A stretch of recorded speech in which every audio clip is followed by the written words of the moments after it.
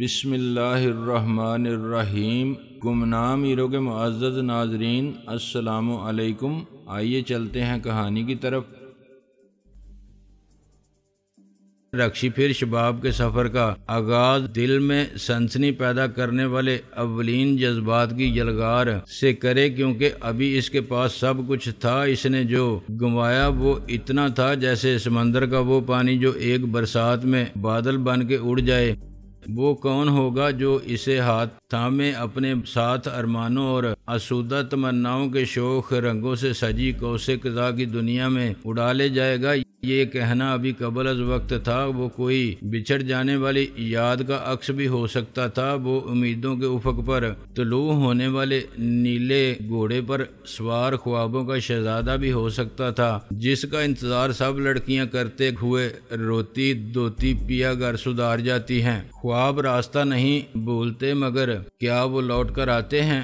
رکشی جب تیار ہو کے آئی تو میرے خیالوں میں بجلی سی چمکی، جس نے مجھے خیرہ نگاہ کر دیا۔ صرف چند لمحے تھے جب میں نے صرف اسے دیکھا، مگر ہر عورت انہی چند لمحوں میں جان لیتی ہے کہ وہ آئی، اس نے دیکھا اور اس نے فتح کر لیا۔ جب وہ مسکرائی تو مجھے اس کا مطلب سمجھنے میں دیر نہیں لگی، پھر مجھے سنبھلنے میں بھی دیر نہیں لگی۔ میں نے ناگواری کے جذبات مسلط کر کے کہا، واٹ از دس؟ رکشی، تم ایک سیاسی پریس کانفرنس میں جا رہی ہو یا کسی مقابلہ حسن میں؟ اس کا چہرہ ایک دم بجھ گیا۔ کیوں؟ ایسی کیا بات ہے؟ میں نے کہا، لوگ میری نہیں سنیں گے، تمہیں دیکھتے رہیں گے۔ اس کی مسکراہٹ لوٹ آئی، اور یہ تمہیں پسند نہیں ہے؟ جیسے شاہ عالم کو رکابت محسوس ہوتی تھی۔ اگر کوئی مجھ پر ستائش کی نگاہ بھی ڈالے، ستائش تو دور کی بات ہے، تم بھی اتنے ہی تنگ دل ہو۔ میں نے کہا، میں تو چاہوں گا کہ کوئی تم پر فریفتہ ہو جائے، دیوانہ وار، تاکہ میرے لیے آسانی پیدا ہو، کوئی وجہ بن جائے۔ وہ خاموشی سے میرے ساتھ نکل آئی، یعنی تم برداشت کر رہے ہو مجھے؟ ہم دونوں کی ایک سی مجبوری ہے برداشت کرنا، قربت کو بھی اور دوری کو بھی۔ ہم چکی کے دو پارٹ بن کے بھی نہیں مل سکتے، اور ندی کے دو پارٹ بن کے بھی ساتھ نہیں رہ سکتے۔ حالانکہ میں تمہارے لیے نہ صحیح، ابھی تم میرے لیے ناگزیر ہو، اور جس دن تم ضرورت محسوس کرنا چھوڑ دو گے، اس دن مجھے اس طرح زندگی سے خارج کر دو گے جیسے وقتی طور پر سہارے کا محتاج ٹھیک ہوتے ہی بیساکھی کو پھینک دیتا ہے۔ میں نے نرمی سے کہا، ہم اپنی اپنی زندگی گزارنے کے لیے آزاد ہیں، مگر اپنے نظر سے گرنا نہیں چاہتے۔ کیا یہ ٹھیک نہیں ہے؟ پھر کیوں نہ ہم اس کا فیصلہ وقت پر چھوڑ دیں؟ شاید وقت اس کا کوئی بہتر حل پیش کر دے جو آج ہمارے ذہن میں نہیں۔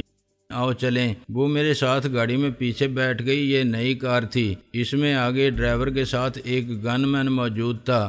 باہر نکلنے کے کچھ دیر بعد میں نے ایک ٹیکسی کو دیکھا جو یکساں رفتار سے پیچھے آ رہی تھی۔ ہوٹل کے کانفرنس ہال کی ویرانی دیکھ کے مجھے تعجب ہوا۔ پریس کانفرنس کا وقت 6 بجے دیا گیا تھا، اور اس وقت 6 بجے تھے، مگر وہاں گنے چنے چند 4-6 غیر معروف سے رپورٹر بیٹھے تھے جو ایسی ہر پریس کانفرنس میں بن بلائے پہنچ جاتے تھے۔ لیکن پروگرام دیکھ کر لنچ کہاں ہے، کہاں چائے پر ٹرکایا جائے گا، کہاں ڈنر بھی ہے؟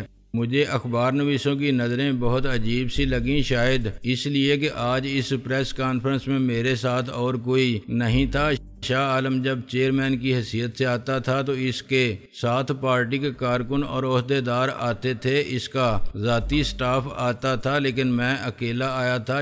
شمس اور قریشی جو میرے ہی نائب تھے، میرے خلاف مکمل بغاوت کر چکے تھے، اور کسی حد تک ان کی بغاوت کامیاب ہو چکی تھی۔ سینئر نائب صدر کی پراسرار موت نے میری پوزیشن مزید خراب کر دی تھی۔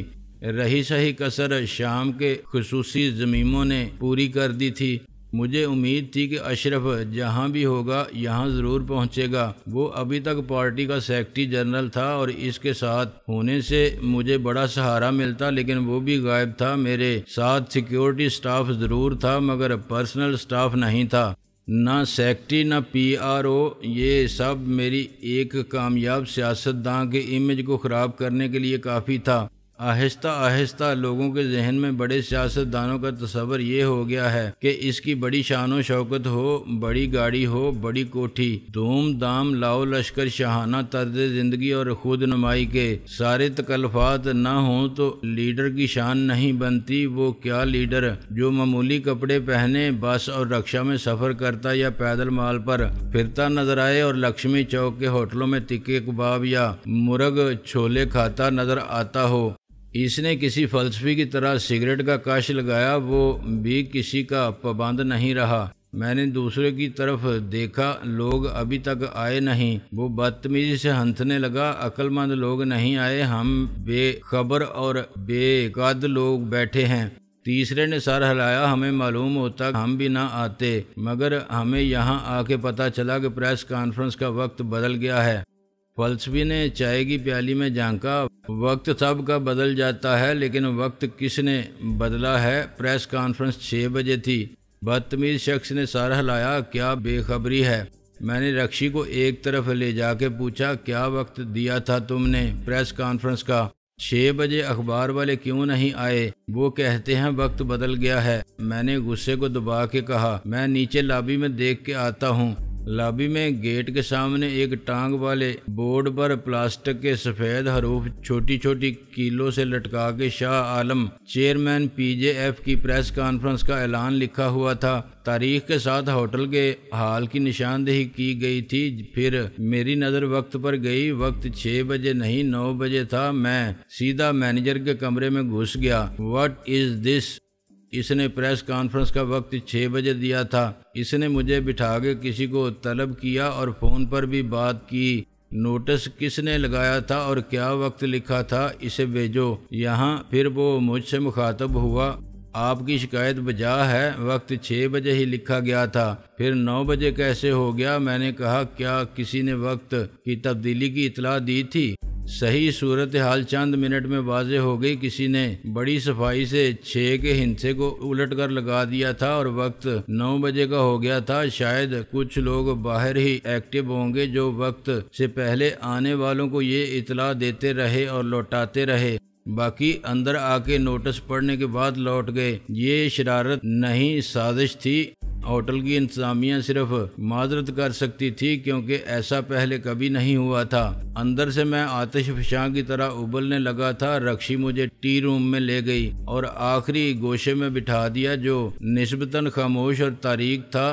اس نے چائے کا آرڈر دیا اور پھر کافی میں بدل دیا۔ میں نے ابو بکر آزاد صاحب کو فون کیا، شبنم کہاں ہے؟ بھائی یہ تو عنوان ہے گویا اس اشتہار کا جو کل شائع کرانے کا سوچ رہے ہیں ہم۔ شبنم تم کہاں ہو؟ گھر آ جاؤ، تمہیں کچھ نہیں کہا جائے گا، اور تم بھی بتا دینا اسے تم کو کہیں جو غالب یعنی شبنم آشفتہ سر ملے۔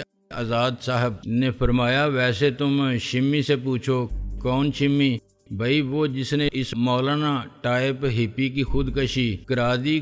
میں نے کہا، نمبر بتائیے اس کا، وہ کہاں ملے گی؟ ملے گی تو وہیں جہاں سب ملیں گے، گویا اپنے وزیر اعظم نہیں، عبوری وزیر اعظم کی پریس کانفرنس ہے 8 بجے۔ تاری کا کھیل زیادہ رش لیتا ہے، آزاد صاحب نے کہا۔ میں نے موبائل فون بند کر دیا اور ایک گہری سانس لے کر کافی پینے لگا۔ رکشی نے چند سیکنڈ انتظار کیا اور پھر بولی، کیا ہو گیا، بتاتے کیوں نہیں؟ بس ہو گیا جو ہو سکتا تھا، میں نے کہا، اور اب کچھ نہیں ہو سکتا، اس لیے آرام سے کافی پیو۔ مجھے نہیں بتانا چاہتے؟ وہ خفا ہونے لگی۔ کسی نے یہاں وقت کو الٹ دیا، اس سے ساری بازی الٹ گئی۔ 8 بجے عبوری وزیر اعظم صاحب نے ایک پریس کانفرنس بلا لی۔ مجھے پتہ چل جاتا تو میں 6 بجے شروع کرتا اور 1 گھنٹے میں سب سمیٹ لینا تھا کہ سب رپورٹر وہاں وقت پر پہنچ جائیں۔ ظاہر ہے ان کے لیے وہ زیادہ اہم تھا، مگر مجھ سے پہلے کسی نے موقع سے فائدہ اٹھا لیا اور سارا کھیل چوپٹ کر دیا۔ لوگ یہاں سے واپس گئے، شک کی کوئی بات ہی نہیں تھی۔ ایسا ہوتا رہتا ہے کہ عین وقت پر کوئی پریس کانفرنس ملتوی یا منسوخ ہو جائے۔ ان کے لیے دوسری زیادہ اہم مصروفیت سامنے تھی، وہاں سب جلدی پہنچنا چاہتے ہیں۔ اب پریس کانفرنس 8 بجے شروع ہو یا 9 بجے، سرکاری مہمان 7 بجے سے آف دی ریکارڈ گفتگو شروع کر دیں گے اور ظاہر ہے خاطرداری سے بھی لطف اندوز ہوں گے۔ اس کے بعد 10-11 بجے ڈنر مل جائے گا۔ رات کو وہ رپورٹ فائنل کر کے جائیں گے اپنے اپنے اخبار کے دفتر۔ رکشی کا چہرہ اتر گیا۔ یہ سب کیوں ہو رہا ہے آخر؟ مجھے احساس دلانے کے لیے شاہ عالم سیاست سے دور ہی رہے تو اچھا ہے، ورنہ کیا؟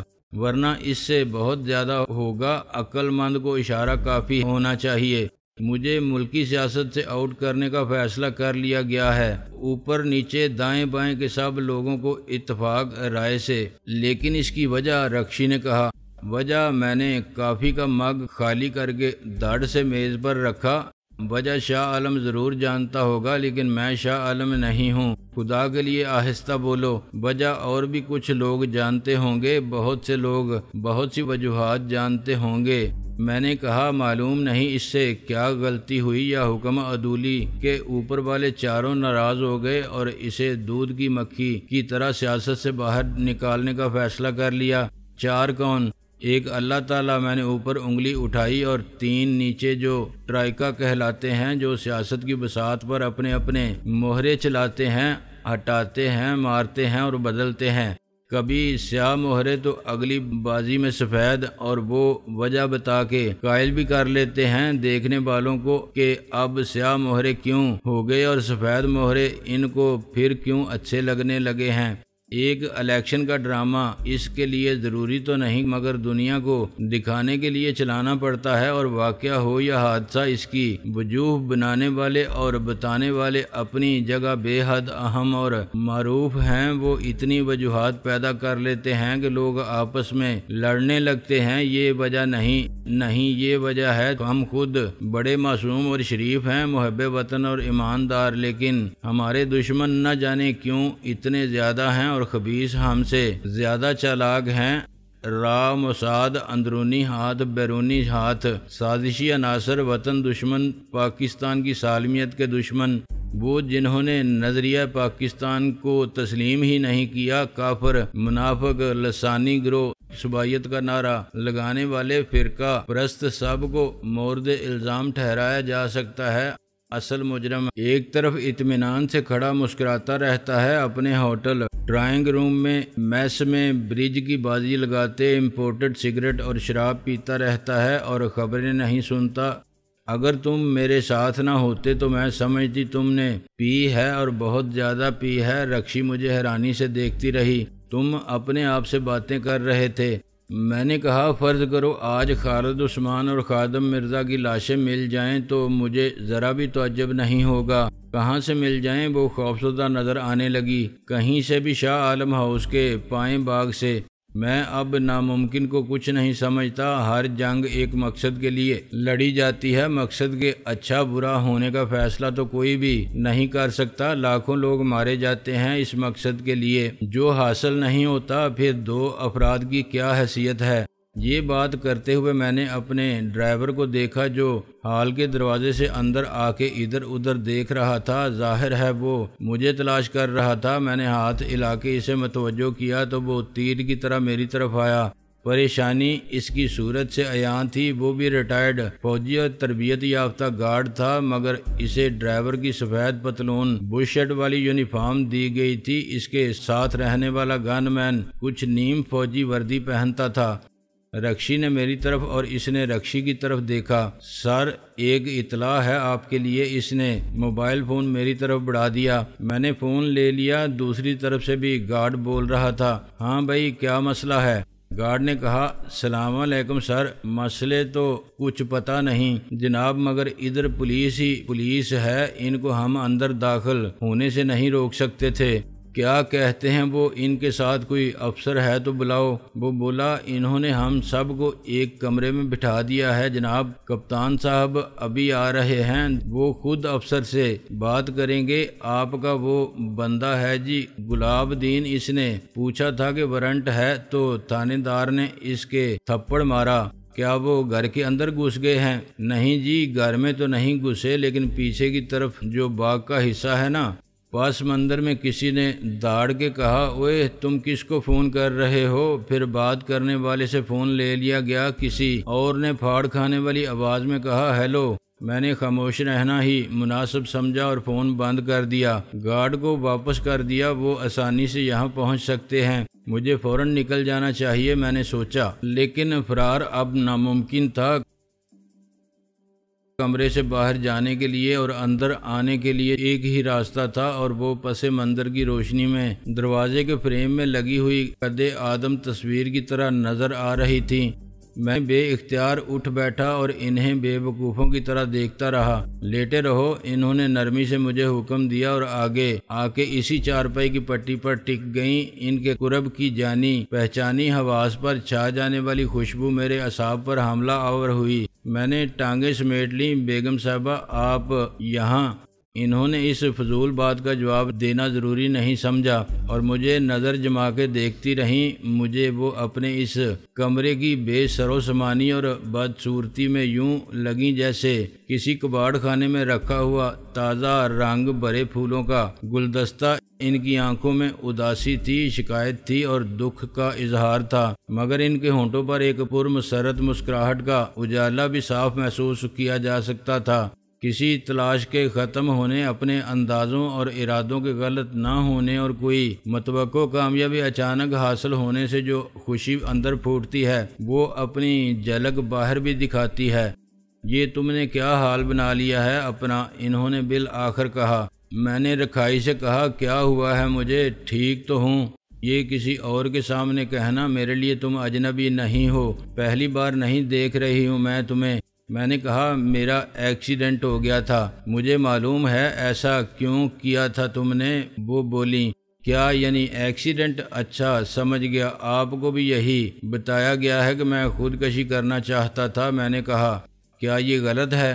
میں نے کہا، آپ کو دعویٰ ہے کہ مجھے جانتی ہیں، کیا آپ کے خیال میں ایسا کر سکتا ہوں میں؟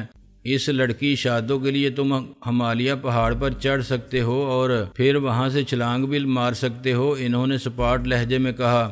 اس کا نام مت لیں پلیز۔ میں اٹھ بیٹھا، میں کسی سے کوئی بات کرنا نہیں چاہتا، آپ جائیں۔ پیچھے سے ماسی ہیر نے چلا کے کہا، لے جلا نہ ہو تو وہ آئی ہیں تیرا پوچھنے۔ اور بیگم صاحبہ نے کہا، آپ فکر نہ کریں، اس کا دماغ ٹھیک کرنا آتا ہے مجھے، پرانا مریض ہے میرا۔ میں نے اپنی ہار مان لی اور لیٹ گیا۔ ڈاکٹر صاحب گئے تھے اسپتال، بیگم صاحبہ نے کہا۔ وہاں ایک لیڈی ڈاکٹر ہے، صادقہ جعفری، اس نے ڈاکٹر صاحب کو بہت سی باتیں بتائیں۔ آپ یہاں کیسے پہنچ گئیں؟ میں نے ٹالنے کی کوشش کی۔ دل کو دل سے راہ ہوتی ہے، میں اسی راہ پر چلتی ہوئی آ گئی۔ مجھے اس جواب سے پسینہ آ گیا، غصہ لا حاصل تھا۔ میرے حق میں یہی بہتر تھا کہ انہیں برداشت کروں۔ یہ بعد میں سوچا جا سکتا تھا کہ لاپتہ ہونے کے لیے مجھے کیا کرنا ہوگا۔ فوری مسئلہ یہ تھا کہ میں انہیں انکار کیسے کروں گا۔ کچھ دیر میں وہ مجھ سے مطالبہ کرنے والی تھیں کہ چلو سامان اٹھاؤ، میرے ساتھ گاڑی میں بیٹھو اور چلو گھر۔ آپ کو نیلم نے بتایا ہوگا، میں نے مسکرا کر کہا۔ ہاں بھائی، تمہارے کچھ پرستار ہم سے بھی آگے آ کے کھڑے ہو گئے ہیں لائن میں۔ وہ پولیس اور نیلم جیسی تو ہمیشہ نمبر 1 ہی رہے گی تمہاری نظر میں۔ میں نے کہا، میں تو نیلم کے نام سے بھی واقف نہیں تھا، آپ جانتی ہیں مجھے فلموں کا کوئی شوق نہیں۔ اب ہو جائے گا، ہر فلم کا پریمیئر اس کے خاص مہمان کی حیثیت سے اس کے ساتھ بیٹھ کے دیکھو گے۔ ان کے لہجے میں مذاق سے زیادہ جلن تھی جس کو وہ چھپانے سے قاصر تھیں۔ ان کی بات کو پوری طرح نہ سمجھنے کے باوجود ماسی ہیر مسکرا رہی تھی۔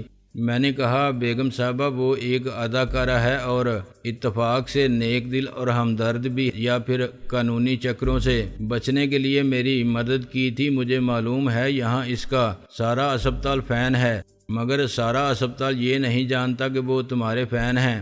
آہستہ آہستہ ان کی شوخی کھل کر سامنے آنے لگی تھی۔ آپ کی بات اور ہے، وہ مجھے بھول گئی ہوگی اب تک۔ وہ ہنسنے لگی۔ میں نے اس سے تمہارے بارے میں صرف اتنا پوچھا تھا کہ تم کہاں رہتے ہو، وہ تمہارا پتہ سمجھا سکتی تھی، لیکن اس نے کہا کہ میں خود آپ کو وہاں پہنچا دوں گی۔ ایسے شاید راستہ آپ کی سمجھ میں نہ آئے اور آپ اندر گلیوں میں بھٹکتی رہیں۔ پھر وہ آئی نہیں، ڈرائیور کو بھیج دیا اس جن کو۔ ہاں اتفاق ایسا ہوا کہ اس کی شوٹنگ ایک سیٹ پر لمبی ہو گئی۔ یہ گھر کس کا ہے؟ کرائے کا، میں نے گول مول جواب دیا۔ اور یہ ماسی کون پیدا ہو گئی تمہاری؟